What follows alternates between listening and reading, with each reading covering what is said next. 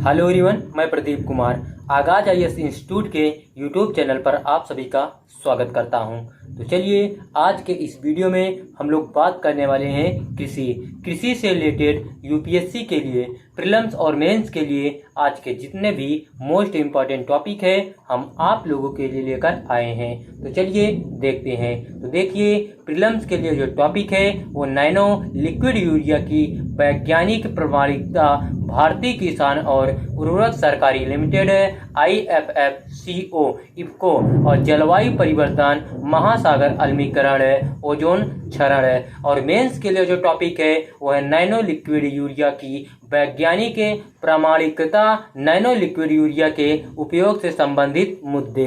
तो चलिए हम यूपीएससी के प्रीलिम्स और मेंस के इन सभी टॉपिक के बारे में पूरे विस्तार से चर्चा करते हैं। तो देखिए चर्चा में क्यों है, आइए समझते हैं। हाल ही में प्लांट एंड सॉइल पत्रिका में प्रकाशित एक संपादकीय में भारतीय किसान और उर्वरक सरकारी limited, Indian farms and fertiliser cooperative IFFCO द्वारा उत्पादित नैनो लिक्विड यूरिया की वैज्ञानिक वैधता को लेकर चिंता जताई गई है।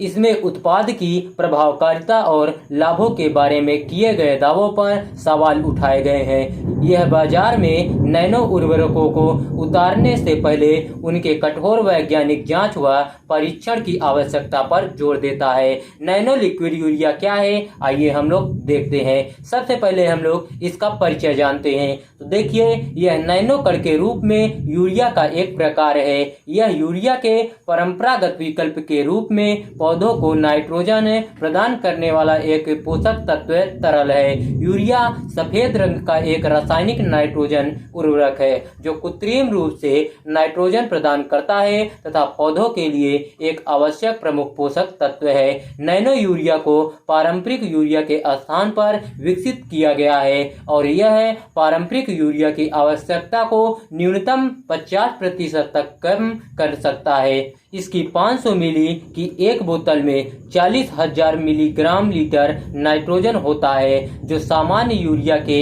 एक बैग बोरी के बराबर नाइट्रोजन पोषक तत्व प्रदान करेगा। अब आइए इसके निर्माण के बारे में जानते हैं। तो देखिए, इसे स्वदेशी रूप से nano biotechnology research centre Kalol Gujarat में आत्मनिर्भर भारत अभियान और आत्मनिर्भर कृषि के अनुरूप विकसित किया गया है। भारत अपनी यूरिया की जरूरतों को पूरा करने के लिए आयात पर निर्भर है। अब आइए इसका महत्व जानते हैं। तो देखिए, तरल nano urea liquid nano urea को पौधों के पोषण के लिए प्रभावी और कुशल पाया गया है जो बेहतर पोषण गुणवत्ता के साथ उत्पादन बढ़ाता है। यह मिट्टी में यूरिया के अतिरिक्त उपयोग को कम करके संतुलित पोषण प्रक्रिया को बढ़ाने में सक्षम है तथा फसलों को सशक्त एवं स्वस्थ बना सकता है और उन्हें लोडिंग इफेक्ट से बचाता है।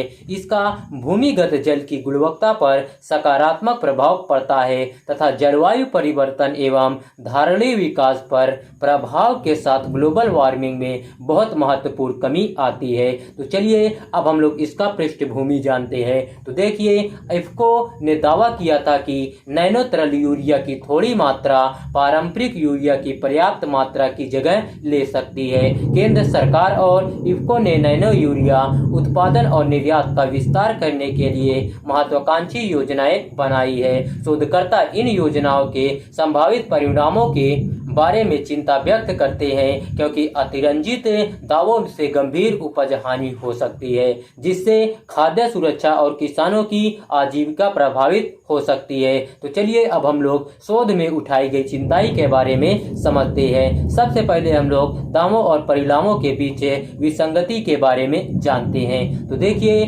नैनो तरल यूरिया को पारंपरिक दानेदार यूरिया के एक आशाजनक विकल्प के रूप में पेश किया गया था। नैनो तरल यूरिया क्षेत्र में उल्लेखनीय परिणाम देने में विफल रहा है। उर्वरक का उपयोग करने वाले किसानों को फसल की उपज में सुधार के बिना इनपुट लागत में वृद्धि का अनुभव हुआ है। यह उत्पाद के दावों और वास्तविक दुनिया के परिणामों के बीच विसंगति को दर्शाता है। तो चलिए अब हम लोग पर्यावरणीय चिंताएं के बारे में जानते हैं। तो देखिए, इफ्को ने नैनो यूरिया को पर्यावरण के अनुकूल के रूप में विज्ञापित किया था, जबकि अखबार को इस दावे का कोई वैज्ञानिक आधार नहीं मिला।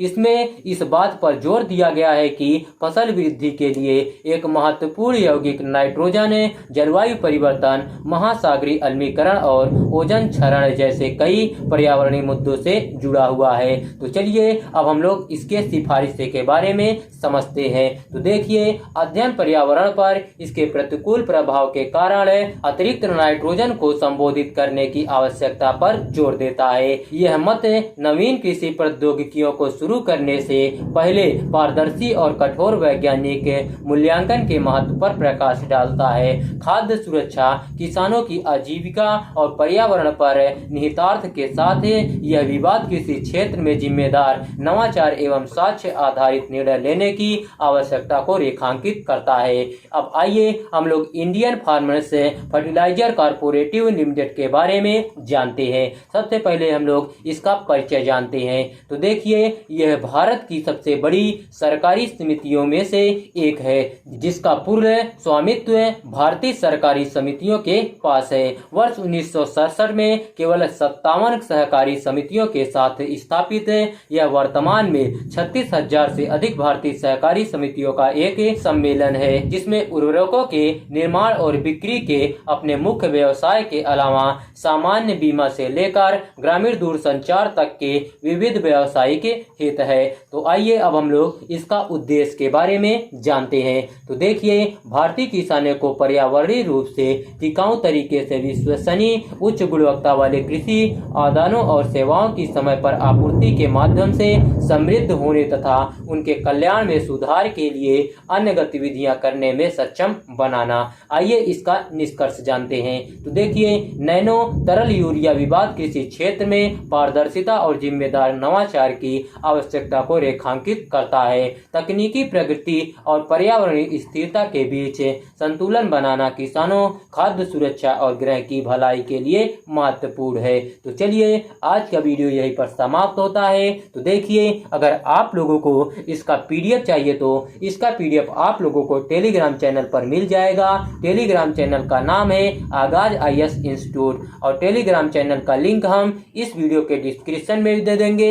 आप यहां से भी जाकर टेलीग्राम चैनल को ज्वाइन कर सकते हैं और पीडीएफ डाउनलोड कर सकते हैं। धन्यवाद।